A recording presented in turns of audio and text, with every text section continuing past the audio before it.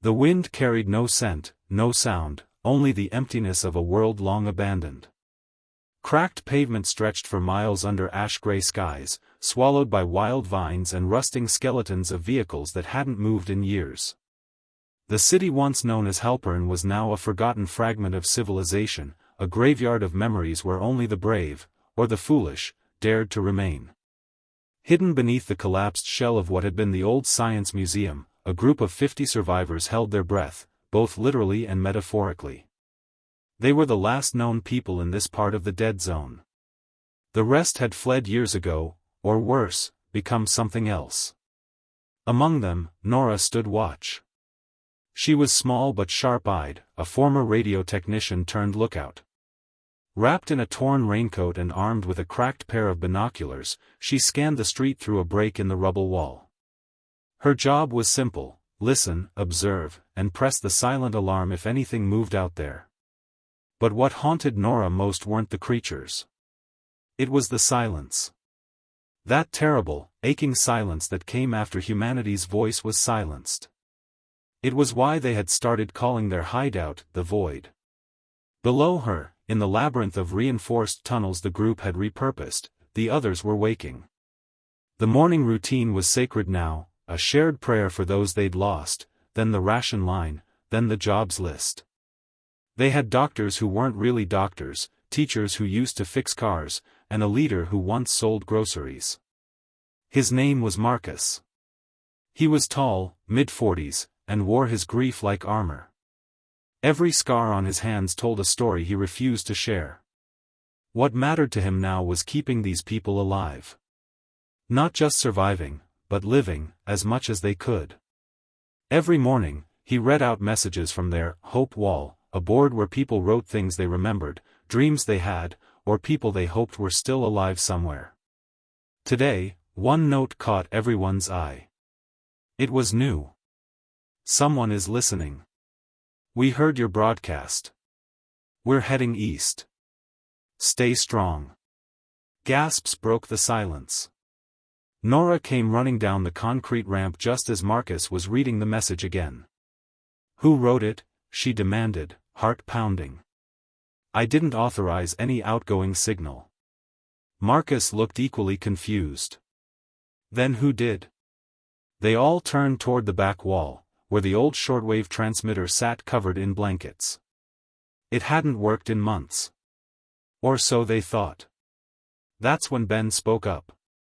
The youngest of them at just 14, he'd spent countless nights tinkering with the radio, claiming he could fix it. No one had believed him. Until now. I got it to turn on, he admitted, looking guilty but proud. And I sent out a loop, our location, who we are, that we're alive. I didn't think anyone would hear it. The room was deathly quiet. Then, slowly, a few people clapped. Others smiled.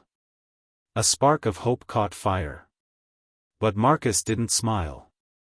He looked at the message again, then turned toward the others. It could be a trap. It could be raiders, scavengers, or worse. We haven't seen another living soul in over 6 months. Why now? Nora nodded. We need to prepare, just in case. Ben looked like he'd been struck. But what if they're good people? What if they're just like us? Marcus didn't answer. He didn't have one. The next hours were spent reinforcing the barricades, setting up noise traps with cans and wires along the upper streets, and assigning guard shifts. The excitement from the message had given way to tension, nerves strung tight like old guitar strings. That night, the void felt different. It wasn't the silence, it was what lay behind it. The question no one dared to say aloud. What if someone was really out there? In the darkness, Nora returned to her post. The city slept beneath her, too quiet to be natural. The last time she heard movement this close, it had ended in screams. Then, just past midnight, she heard it. A voice. Crackling, distant, barely human. This is Tower 12, survivors, we heard you, coming soon. Nora froze, her hands trembling. She turned the dial, trying to clear the static, heart racing. The message repeated. Then again. It was real. She sounded the silent alarm, alerting Marcus and the others. Within seconds, the bunker came alive. They had 1 hour, maybe less. Nora looked out over the darkened ruins, the whisper of the wind curling around her ears. Something was coming. And in the heart of the dead zone, the voices in the void had finally spoken back. The message had come 3 times before cutting to silence. By the time Marcus and Nora gathered the others in the central chamber of the bunker, sleep was gone from everyone's eyes. Flashlights bobbed between the cracked ceiling beams, and tension hung heavier than the stale air they breathed. "This isn't a drill," Marcus began, his voice low but steady. "We've got a confirmed transmission. They're calling themselves Tower 12. No location, no names. Just one promise: they're coming." A ripple of uncertain energy moved through the group. Some exchanged hopeful glances. Others looked toward the exits, eyes wide with worry. They all knew what happened the last time someone promised help. It had been over a year ago. "We need to decide," Marcus said, "how we respond. If they're real, they might be allies. But if they're not, they could lead others to us," Nora added. "Or bring the wrong kind of attention. Or they could need our help," came a quiet voice from the back. It was Mara, one of the nurses. She stepped forward, her arms folded tightly. "We've always said, if there were more out there, we wouldn't turn our backs." Marcus didn't argue, but his eyes betrayed years of caution. "Hope can blind us," he said. "But it doesn't have to break us." They voted, quickly, silently. 42 in favor of preparing for contact. 8 abstained. Nora returned to the surface at dawn. The sky above Halpern was dim and colorless, choked in a thick haze that made the buildings look like jagged shadows. She climbed the ruined scaffold beside the radio tower, binoculars in one hand, flare gun strapped to her side. By noon, she spotted movement. A group.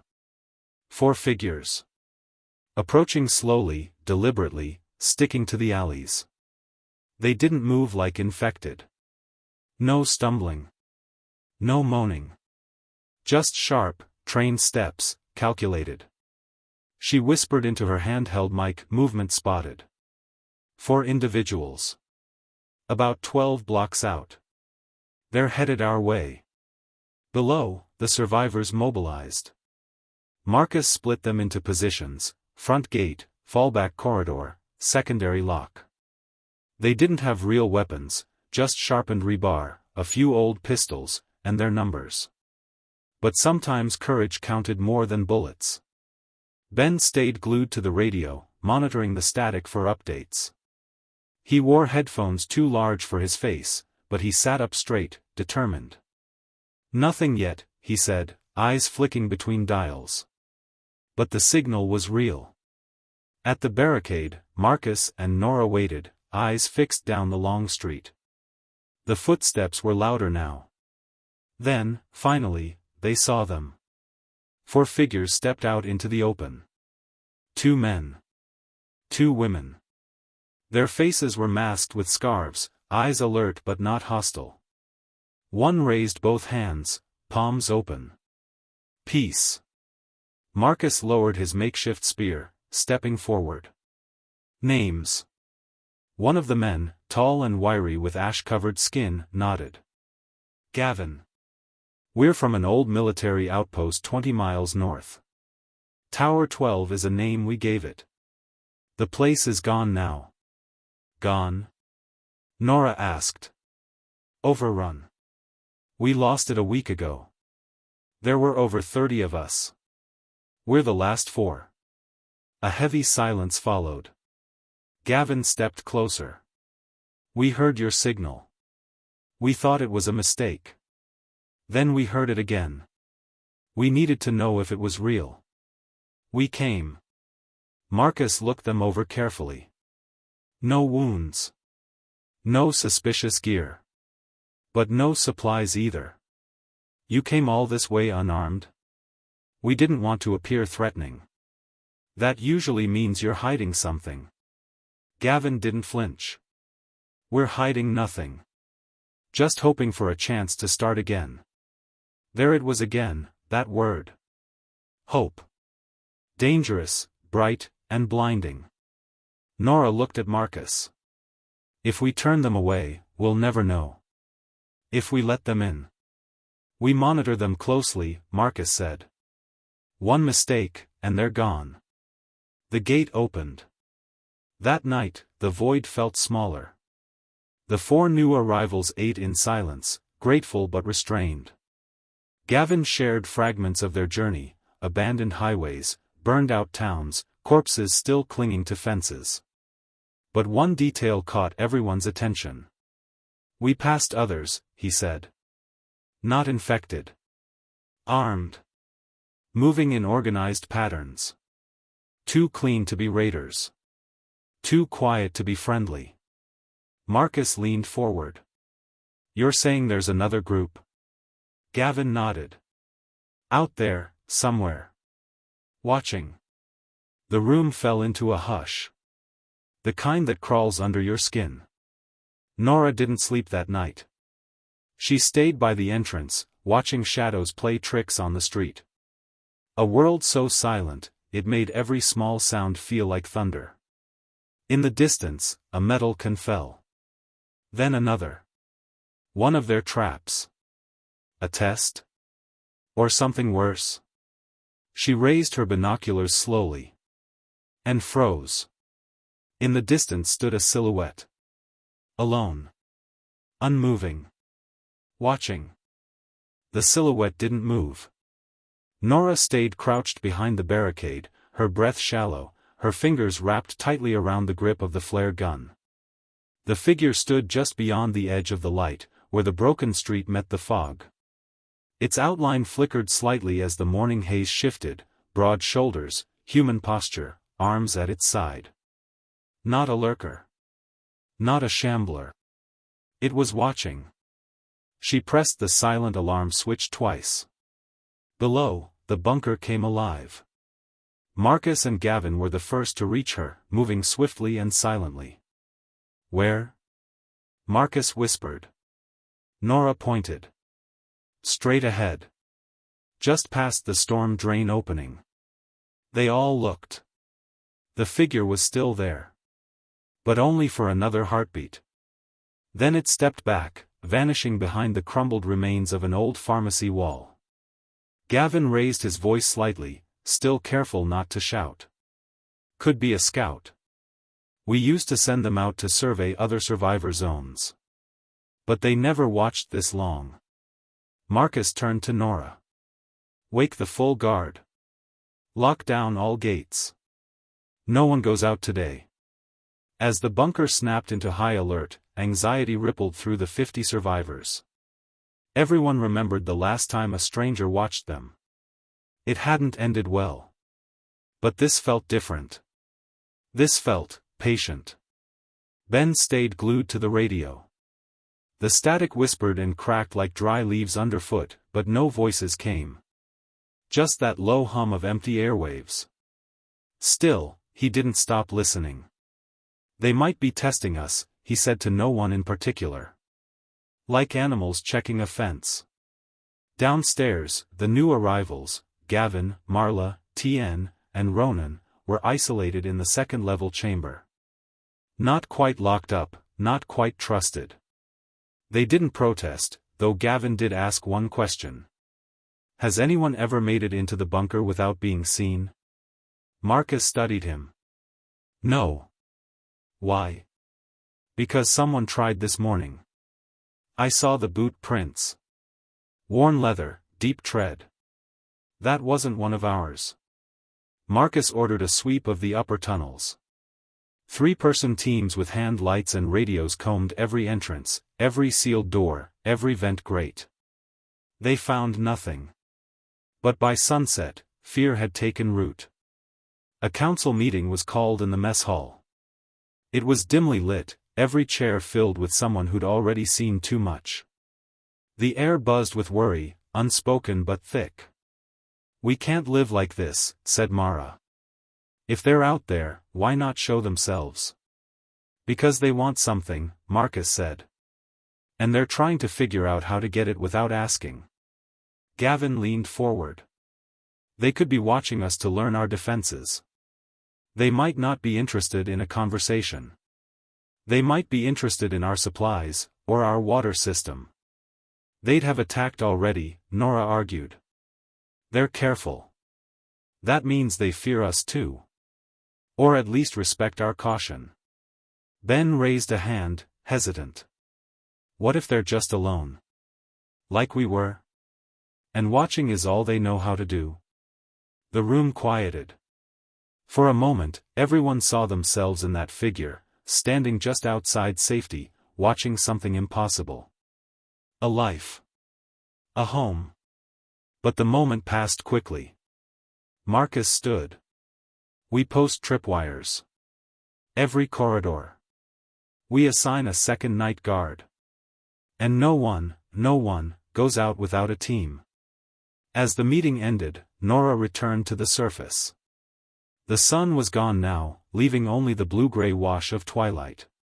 She scanned the horizon again, then climbed the old scaffolding of the museum's west wing, a better view of the quarter where the shadow had appeared. She spotted nothing. But she heard something. A voice. Very faint. Behind her. "Don't be afraid." She turned, flare gun raised. No one was there. She waited, frozen, every muscle tight. "Don't be afraid," it said again. Closer. Almost inside her ear. She fumbled for her mic. "Marcus. I heard," someone spoke. "They're nearby." "Close." Static answered. The line was dead. She descended fast, heart hammering. By the time she reached the lower level, everyone was gathered again. Someone had set off a flare. A red one, meant only for extreme threat. Marcus met her with a grave look. "They left us a gift." He pointed to the gate. Outside it, resting neatly on a broken step, was a small pack. Wrapped in black cloth. Inside, canned peaches, batteries, a cracked compass, and a folded note. On the note, in careful handwriting. "We're not your enemy. We're listening too." Everyone fell silent again. Some hopeful. Some terrified. The void was no longer quiet. Someone else was whispering back. The note sat in the center of the table like a loaded weapon. Marcus read it again, this time slower. "We're not your enemy. We're listening too."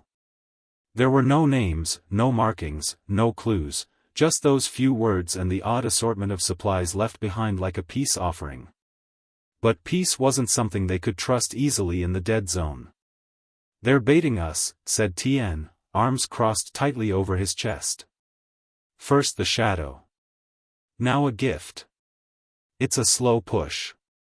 First kindness, then chaos." "It's not bait," Nora countered. "If they wanted to harm us, they wouldn't offer food. They're trying to say something without getting too close." Ben stared at the note, chewing the inside of his cheek. Maybe they've seen what the infected can do when attracted by noise. Maybe they're like us, quiet because they have to be. "You want to believe that, kid," Ronan muttered. "But people lie easier than they breathe now." The argument simmered beneath the surface, but Marcus silenced it with a raised hand. "We don't jump to conclusions. We wait. We plan. We listen." And so they did. The bunker went quieter than ever. Radios remained on 24/7, every channel monitored. Marcus assigned 2 people to watch each entrance. Nora took the night shift again, eyes constantly shifting between alley shadows and distant rooftops. Days passed. The mysterious visitors didn't return, but neither did the tension fade. The silence became a weight again, a presence that made even whispered conversations feel risky. Then, on the third night, another message arrived. This time, it was whispered through the radio. Ben was the only one awake when it happened. He sat in the comms corner, blanket draped over his shoulders, head nodding from exhaustion. The transmission snapped him awake, just a faint voice, barely louder than the static. "We see you, you're not alone, trust is a bridge." Ben grabbed the recorder and pressed the red button, but the message didn't repeat. When he replayed it to Marcus, Nora, and the others, the words sent a shiver down their spines. "Trust is a bridge," Nora whispered. "That's deliberate. They're playing a game," Ronan said. "A slow psychological game. And we're falling for it." "Or," Marcus said, "they're trying to see if we're worth contacting. The way we'd test them, if the roles were reversed." "We don't have time to be philosophical," Tien snapped. "Every day we debate this is a day they learn more about our defenses." But not everyone was afraid. Mara, who had treated the wounded for over 3 years and buried more friends than she cared to count, stepped forward. "I want to meet them." Everyone turned to her. "If they're lying, then we'll know," she said softly. "But if they're not, if they're real, we owe it to ourselves to find out." Marcus said nothing for a long moment. Then he gave a single nod. "We'll try to make contact."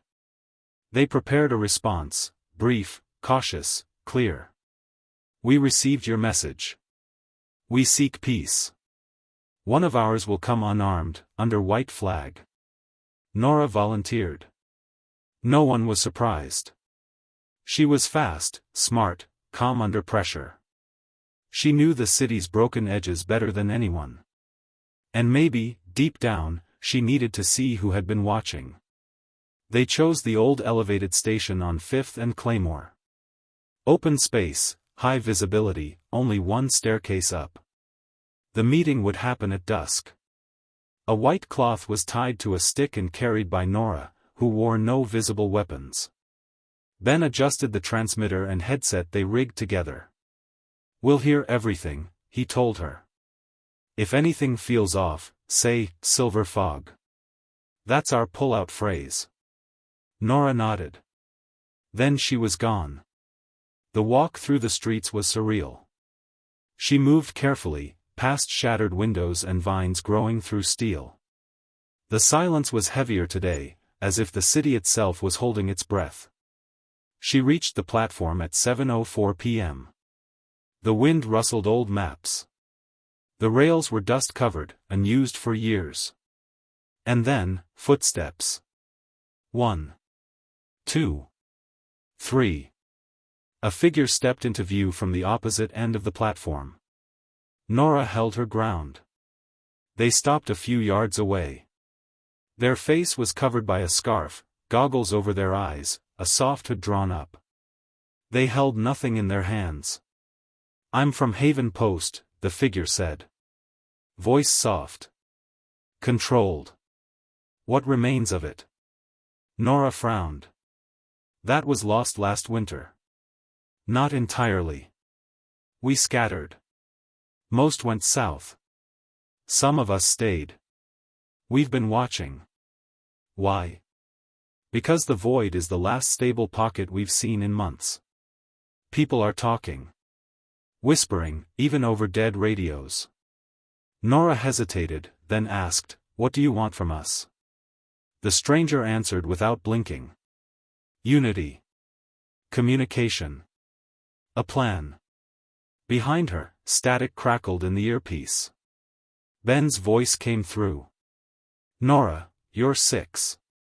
We've got movement." She turned slowly. 2 more figures had appeared behind her. But they weren't armed. They were carrying something. A folded blueprint. Of the city. Marked with supply caches. Hidden paths. Danger zones. And a circle around the void. "This is our offer," the first figure said. "But it's also a warning." Nora took a step closer. "A warning?" The figure lowered their scarf. "What's coming?" they said, won't stop at the edges of the dead zone. It's spreading. Back in the void, Nora placed the blueprint gently on the table as everyone gathered around. Marcus leaned in, his brow furrowed. This can't be right. Across the paper, the ruins of Halpern were marked with incredible precision, each alley, each collapsed highway, each path the survivors had walked carefully for years. But what stood out most were the X's. Red ones. Supply depots. Old military bunkers. Places no one in the void had ever found. But the most chilling mark was just west of their bunker. A black circle. No label. No detail. Just a black ring drawn with shaky, ink-stained fingers. They call it the mouth, Nora said quietly. It started as a breach point. Something opened there. They're not even sure how. Only that it's spreading. Faster now. Gavin's face paled. That wasn't on our maps. We thought the infection was waning in the west. Nora shook her head. It's mutating. A silence filled the room. Not the comforting quiet of old friends, but the kind that comes before something breaks. What exactly did they say to you? Marcus asked, eyes locked on hers. They said what's coming won't stop. That it's learning. Moving more like packs now. Not just hungry, strategic. They said this is the last place they've seen hold out for more than 6 months. If we don't unite soon, we'll be overrun. Marcus said nothing for a long time. Finally, he looked up. And we're supposed to trust people we've never seen, with intel we can't verify? They gave us the map, Ben said. And they walked away without demanding anything. If it were a trap, wouldn't they want us gone by now? Ronan crossed his arms. They could be pushing us into panic. Hurting us. Or they're the first allies we've had in years, Mara countered. I've treated wounds from every type of threat. You know what I haven't treated in months? A new survivor. Until now. Marcus stepped away from the group, pacing. He rubbed his face, looking older than he had in weeks. What do they want in return? He asked. Nora hesitated. They said they want to build a corridor. A communication network between outposts. If they can gather stable groups, places like ours, they believe a coordinated defense is possible. Marcus raised an eyebrow. Against what? Nora didn't answer. She didn't know how to say it aloud. Against something we don't fully understand anymore. Later that night, while the others debated, Marcus stood alone on the surface. The city stretched before him, hollow and gray. Once, he believed they could rebuild, grow crops, raise families, maybe even reclaim a block or two of normal life. But now? Now he wondered if they were just the last light waiting to be swallowed. Footsteps behind him. It was Nora. They'll come again, she said. I know. And if we wait too long, we'll miss our chance. I know that too. He looked at her, the air cold between them. I'm just not sure what I fear more, he said quietly. The enemy we know, or the ones who smile before they strike. The next morning, they made a choice. A small team would leave the void at dawn. They would follow the path marked on the map to one of the nearest outposts, marked as Signal Hollow. It was supposedly underground, built inside an old subway line 3 miles west. If it existed, they'd confirm the alliance. If it didn't, they'd be back before nightfall. Nora led the team, 5 in total. Gavin insisted on going, arguing his knowledge of the northern ruins would help. Tien, suspicious but skilled in navigation, also volunteered. Mara joined to provide field aid, and Ben, though young, was their tech eyes and ears, carrying the only portable signal scanner they had. Marcus stayed behind with strict instructions: if you don't hear from us in 10 hours, seal the void. No one argued. The team set off at sunrise. As they slipped through the crumbling outskirts of Halpern, it became clear the city had changed. Trash piles were disturbed. Blood trails led into buildings, old, dry, but unusual in direction. No signs of open attacks, only silent movements. Then they found the first marker. A spray-painted S with a circle around it on the side of a collapsed bus. Signal Hollow marker, Gavin confirmed. This is the right path. By midday, they reached an alley behind an old bookstore. Below it, a rusted gate. Beyond that, a tunnel. The team descended in silence, one by one. Ben checked the scanner. Getting faint bursts. There's something down there. They moved forward, flashlights bouncing off old brick and rails. Then, a flicker of light ahead. A door. Opened slightly. And from behind it. A human voice. Calm. Steady. Waiting. We've been expecting you. The voice echoed softly from beyond the steel door. We've been expecting you. Nora tightened her grip on the flashlight. The others exchanged looks, silent but alert. Tien raised his crowbar slightly. Gavin stepped forward first, shoulders squared, his voice calm. We're from the void. We followed the markers. A pause. Then the door creaked open. A woman stepped into view, mid-30s, lean, dressed in a stitched jacket and boots scuffed from travel. Her eyes scanned them quickly, but there was no fear in her face. I'm Kira, she said. Lead coordinator of Signal Hollow. Come in quickly. We don't leave this door open long. They stepped through, single file. Inside was not what they expected. The underground station had been transformed into a livable stronghold, dimly lit by salvaged solar panels strung through the ceiling. Thick plastic sheets created makeshift walls. Pipes hummed with filtered water. In the far corner, a garden of mushrooms and sprouts grew in trays filled with nutrient gel. At least 30 people moved around the space, quiet, efficient, careful. Children helped carry supplies. Adults sharpened tools or watched monitors powered by scavenged batteries. It was, impossibly, thriving. Ben whispered under his breath, "This place is real." Kira led them to a side room, walled with metal lockers and dim bulbs hanging low. A long table stood in the center, surrounded by maps, radio logs, and old topographic charts marked with ink circles.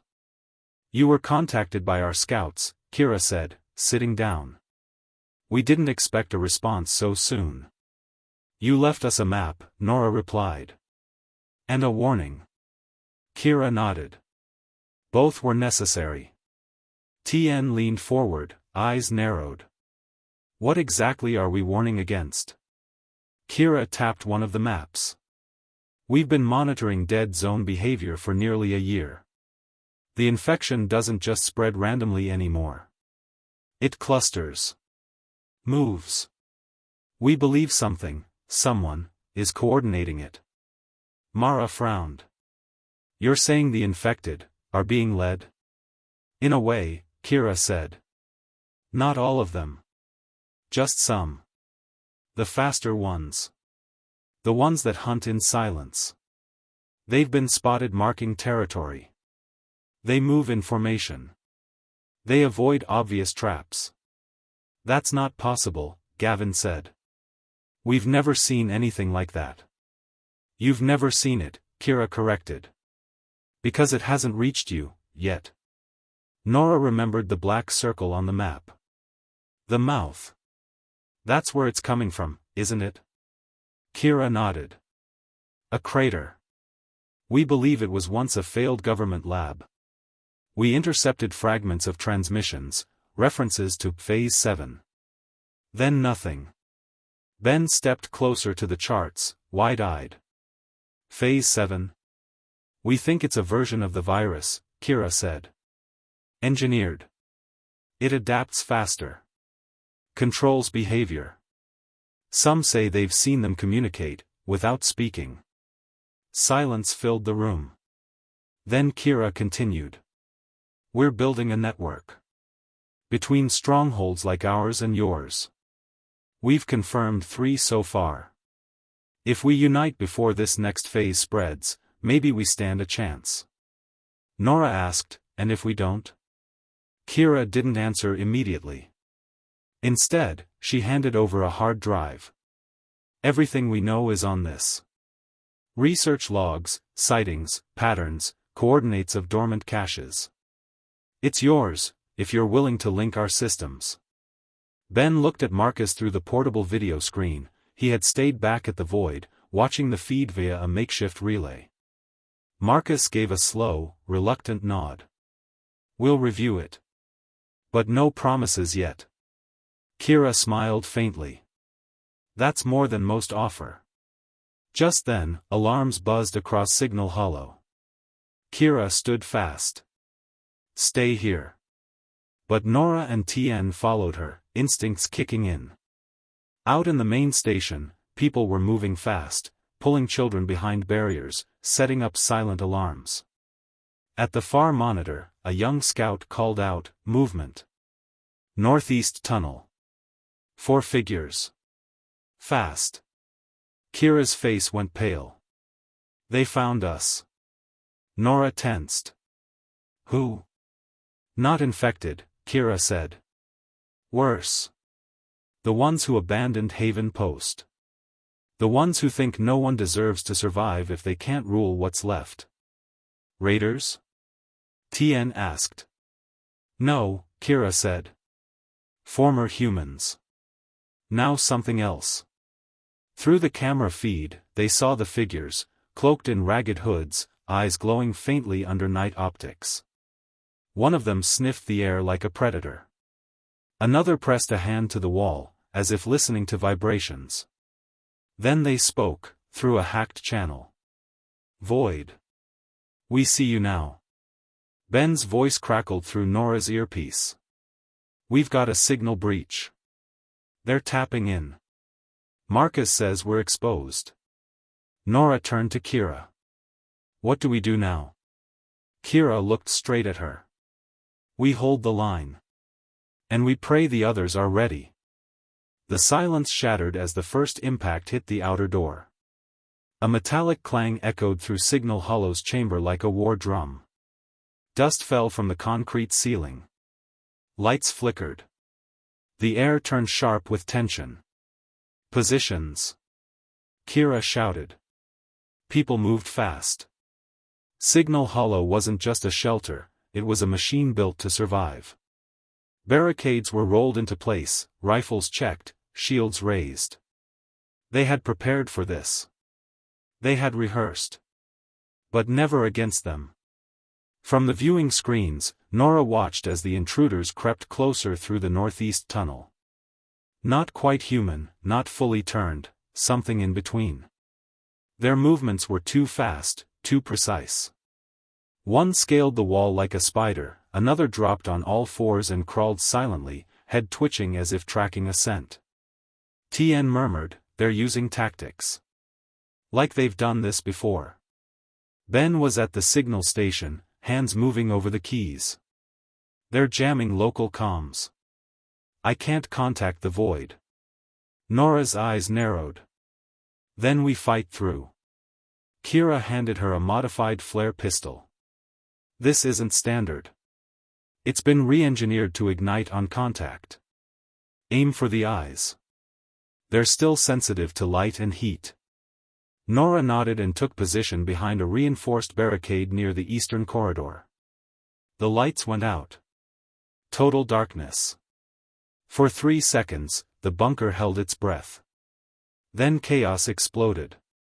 A burst of gunfire from the west. Screams from the central hall. One of the invaders had breached a side vent, small enough for a child, and silent enough that no one noticed until it was too late. Nora fired. The flare screamed through the air and struck the creature mid-leap. It lit up like dry leaves in a furnace, shrieking in agony before collapsing. But there were more. Tien and Gavin fought side by side near the central supply chamber. Gavin had picked up a steel pipe, swinging with brutal precision. Tien moved faster, knife in one hand, old Riot's shield in the other. "They're avoiding head-on assault," Tien shouted. "They're going for the power grid." Kira cursed under her breath. "They're here to shut us down, not kill us outright." Mara pulled injured survivors behind medical barriers, her hands covered in makeshift bandages. She didn't scream. She didn't panic. She just worked, like always. Ben, fingers flying over the keys, finally broke through the signal block. "I've got the void," briefly. Marcus's voice crackled through. "Ben. What's happening?" "We're under attack." "Coordinated. Not infected. Something else." "Do not fall," Marcus ordered. "We're sending backup, fast as we can." Ben turned to Nora. "They're coming. Maybe within the hour." Nora nodded. "We just have to last until then." A second wave of enemies hit the barricade. One of them wore fragments of a police uniform, but his skin was pale and veined black. His mouth was sewn shut with wire, yet he growled deep in his throat, fury radiating from every twitch. He launched himself over the barricade. Only for Kira to intercept with a spear. It pierced straight through his shoulder, pinning him to a column. But he didn't die. His hand reached for her throat. Gavin grabbed a fire extinguisher and brought it crashing down on the creature's head. Once. Twice. A sickening crunch followed. The creature fell limp. Kira leaned against the wall, panting. "They don't stop. Not unless you shatter the spine. Or the brainstem." Nora spotted movement down the hall again. 3 more. "They're flanking." She raised her pistol. Fired once. Missed. Ben leapt forward with a flare canister, rolled it toward the invaders. Light exploded through the corridor, disorienting the attackers. The creatures hissed and scattered, momentarily retreating into the shadows. That gave them seconds. Not minutes. Seconds. Suddenly, a low rumble shook the station. Nora turned to the far end of the bunker, where one of the supply doors had never been fully secured. It creaked open. And in stepped a woman. Alone. Unarmed. Wearing the same scarf and goggles as the first contact. But her face was visible now. Eyes pale blue. Skin grayish but alive. No rot. No decay. She raised both hands. "They're not here to kill you," she said softly. "They're here to force you to join them." Weapons trained on her instantly. Kira stepped forward. "Explain." "Now." The woman didn't blink. "They are the next phase. We were meant to survive with the infection. Not against it. They've learned to live with the virus. Control it. Let it speak through them. That's why they want the void. It's your blood they want. Not your death." Ben whispered, "She's not fully infected, is she?" Nora stared at the woman. "What are you?" The woman smiled gently. "I'm what comes after the silence." And behind her, dozens of glowing eyes flickered in the dark. The woman's eyes glowed faintly as she stepped forward, hands still raised. Dozens of figures gathered behind her, silent, watching, unmoving. Their eyes shimmered in the dark like predator stars.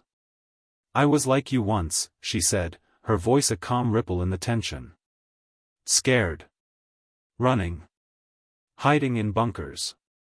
Wishing for the old world to come back. It won't." Nora didn't lower her flare gun. "Step back. They don't want to kill you," the woman continued. "They want you to listen. To feel what they feel. The virus, it doesn't just destroy anymore. It connects. You're infected," Kira snapped. "But you're still thinking."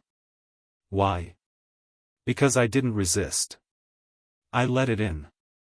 The ones who survive this next phase won't be the ones who fight. They'll be the ones who evolve. Nora took a step forward, fury building behind her ribs.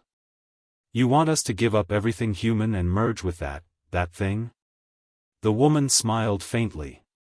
You're already halfway there. You listen for whispers. You build in silence. You're survivors, but what comes next isn't about survival. Tien growled. It's about surrender. No, the woman whispered. It's about becoming something more.